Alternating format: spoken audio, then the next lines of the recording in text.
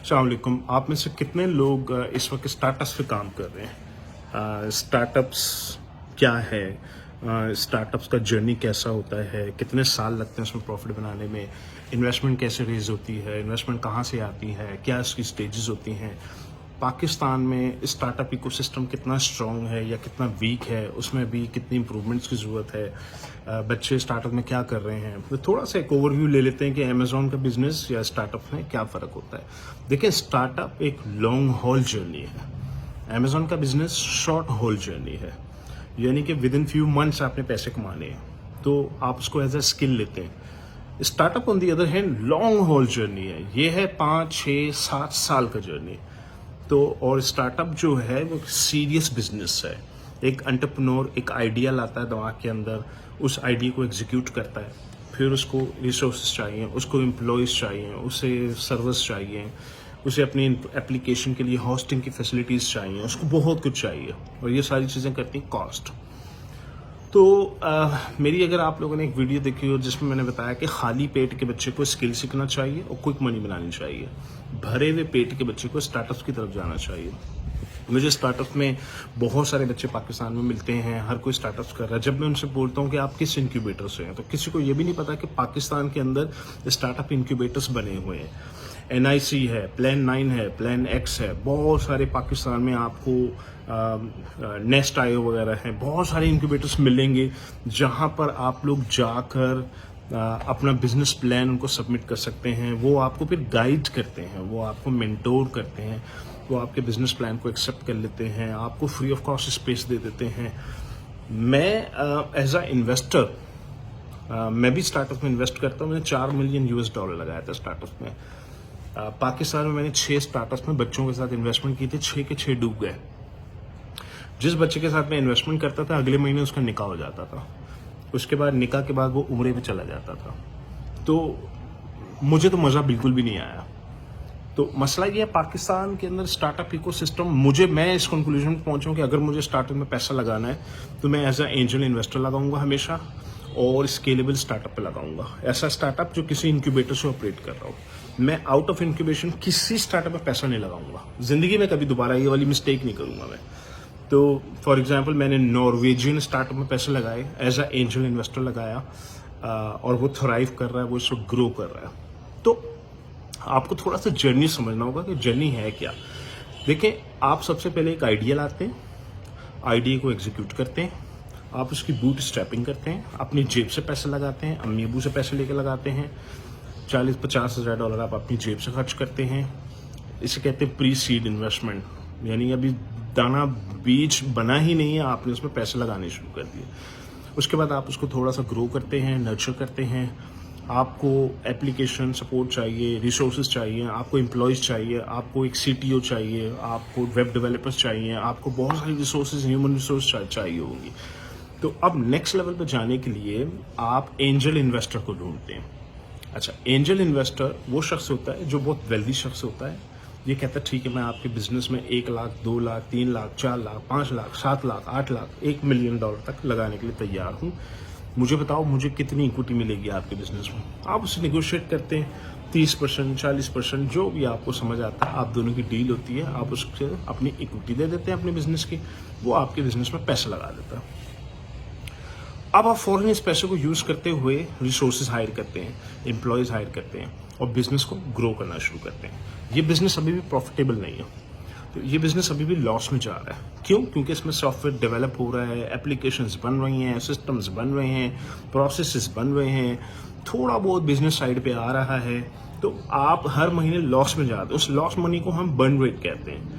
तो अब आप कैलकुलेट करते हैं कि मैं 2 साल तक इस बिजनेस को घसीट के चलाता रहूंगा, मेरा हर महीने पैसा बर्न हुए जा रहा है। 2 साल के बाद हमारा इरादा है कि हम प्रॉफिटेबल हो चुके होंगे। लेकिन अगर आप प्रॉफिटेबल अभी भी नहीं हुए और आपकी कंपनी का बर्न रेट अभी भी हाई है, तो इसका मतलब आपको मजीद कैपिटल रेज करने की जरूरत है। अब नेक्स्ट राउंड में जब आपने पहली बार बिजनेस स्टार्ट किया था, एंजल इन्वेस्टर के साथ आपकी डील हुई थी, हो सकता है आपने कहा जी मेरे टोटल बिजनेस की वैल्यूएशन जो है वो $1 मिलियन है। पैसा 1 टका भी नहीं बनाता ये, लेकिन वैल्यूएशन $1 मिलियन है।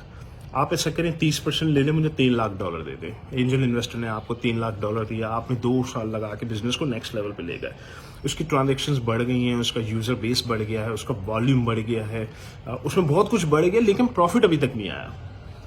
तो हमने कैलकुलेट किया, हमारा चार्टर्ड अकाउंटेंट कैलकुलेट करके कहता अच्छा आपका बिजनेस अब इस स्केल पे पहुंच गया है, ट्रैक्शन बिल्ड होनी शुरू हो गई है, हमारा ख्याल है अब आपके बिजनेस की वैल्यूएशन $10 मिलियन है। पैसा अभी भी नहीं बना। अच्छा, अब आप जाते हैं वेंचर कैपिटलिस्ट के पास, बड़ी फर्म्स के पास जाते हैं, आप उनसे कहते हैं जी ये देखो मेरा $10 मिलियन का बिजनेस है, ऐसा करो आप 10% ले लो इस बिजनेस का और $1 मिलियन हमें रेज कर लो, हमें हमारे बैंक अकाउंट में डाल दो। अब हम इस $1 मिलियन को यूज करते हुए बिजनेस को फिर 2 साल ग्रो करते रहेंगे, एक सर्टेन स्टेज तक ले जाएंगे। तो इसे कहते हैं सीरीज ए फंड रेजिंग, फिर सीरीज बी फंड रेजिंग, और फिर एक दिन आता है आप आईपीओ चले जाते हैं, स्टॉक एक्सचेंज में चले जाते हैं, एक दिन आता है प्रॉफिटेबल हो जाते हैं, आपका प्रॉफिट बनना शुरू हो जाता है। इस पूरे जर्नी में लग जाते हैं 4 से 5 साल। स्टॉक एक्सचेंज तक पहुंचते पहुंचते हो सकता है आपको 7 साल लग जाए। तो 4 से 5 साल आपने कोई प्रॉफिट नहीं बनाया, आपने बड़ी मुश्किल से फंड रेजिंग करके सिर्फ सैलरी निकाली अपनी। तो अब आप प्रॉफिट जब बनाएंगे तो कंपनी ऑफकोर्स ग्रो करेगी और हो सकता है यही कंपनी एक दिन $100 मिलियन की कंपनी बन जाए। अब एज ए इन्वेस्टर आप मुझसे पूछे सनी भाई आप कौन से बिजनेस में इन्वेस्ट करते हैं? मैं स्टार्टअप में खुशी खुशी इसलिए इन्वेस्ट करता हूं कि स्टार्टअप मुझे बिलियनर बना देंगे एक दिन। स्टार्टअप की जो ग्रोथ होती है वो 400x होती है, 500x होती है, 1000x होती है। तो मेरा $1 लाख हो सकता है मुझे एक दिन $100 मिलियन बना दे, मुझे एक दिन। लेकिन पहले आपको समझना ये होगा कि मेरे जैसे बंदे ने अगर कहीं इन्वेस्ट करना है तो मुझे मैट्रिक्स चाहिए, मुझे सबूत चाहिए कि ये वाकई टैलेंटेड वर्कफोर्स है और ये बिजनेस प्लान वाकई सॉलिड है। मेरे लिए सबसे आसान तरीका, मैं इंक्यूबेशन सिस्टम्स में जाऊं, स्टार्टअप इंक्यूबेटर्स का टूर करूं और वहां बच्चों की पिच लेना शुरू कर दूं और किसी एक बच्चे को या किसी एक स्टार्टअप में इन्वेस्ट करूं। मैं बाहर किसी बच्चे पे इन्वेस्ट कभी नहीं करूंगा, मैं हमेशा स्टार्टअप इकोसिस्टम में जाऊंगा। मैं सिलिकॉन वैली चला जाता हूँ, वहाँ स्टार्टअप्स का टूर लगा देता हूँ, पाकिस्तान में चला जाता हूँ, प्लान 9 है, प्लान X है, NIC है, बहुत सारे स्टार्टअप्स इंक्यूबेटर्स चल रहे हैं, वहाँ पे तरह तरह के बच्चे स्टार्टअप्स बना रहे हैं, मैं उनकी पिच लेना शुरू कर दूँ तो मैं उनमें से किसी एक के साथ इन्वेस्ट कर दूंगा। ये है राइट तरीका। तो देखें, अगर आपको स्टार्टअप में काम करना है आपको एक चीज समझनी होगी, ये लॉन्ग हॉल जर्नी है, ये शॉर्ट हॉल नहीं है। आपके पैसे बनते बनते 4 से 5 साल लग जाएंगे और ये बिल्कुल लोगों को बोलना छोड़ दें कि जी ये आइडिया दुनिया में किसी के पास नहीं है, ये रबिश है ये स्टेटमेंट। आप किसी को अगर ये स्टेटमेंट बोलेंगे ना कि दुनिया में किसी के पास ये वाला आइडिया नहीं है तो इन्वेस्टर वहीं टर्न ऑफ हो जाता है सुन के। इसका मतलब कि आप ये छोटा सा बच्चा है जो फिक्शन में रह रहा है, ये हवाओं में उड़ रहा है, इसको भी रियलिटी का नहीं पता। दुनिया का हर आइडिया इंसान के दिमाग में होता है और दुनिया के लाखों लोगों के दिमाग में वही आइडिया होता है। Idea is useless, execution is what matters.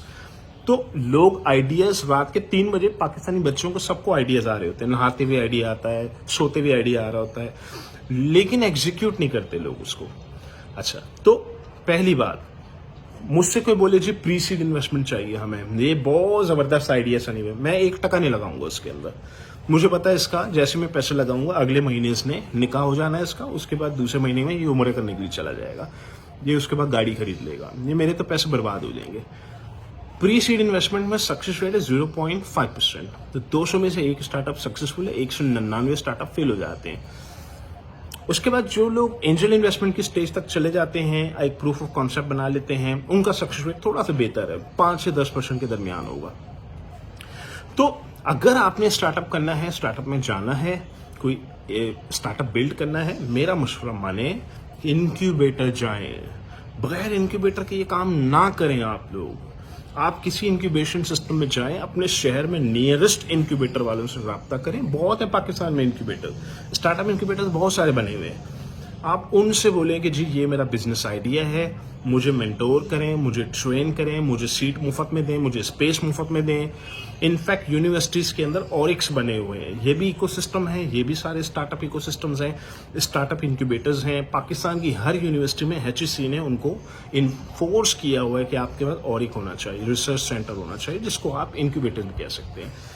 आप उनसे रब्ता करें, वो आपको मेंटोर करेंगे, ट्रेन करेंगे, आपको इन्वेस्टर्स के सामने आपको गाइड करेंगे, पिच डेक कैसे बनाते हैं, फाइनेंशियल मॉडलिंग कैसे की जाती है, रिपोर्टिंग कैसे बनाई जाती है, कैश फ्लो प्रोजेक्शन कैसे बनाई जाती है, बिजनेस प्लान कैसे बनाया जाता है। उसके बाद आपको इन्वेस्टर के सामने पिच करने का मौका भी दिया जाएगा। ये है राइट तरीका। तो किसी ने अगर स्टार्टअप में जाना है, एक चीज जहन में रखें, 4 से 5 साल आप 1 टका नहीं बनाने वाले।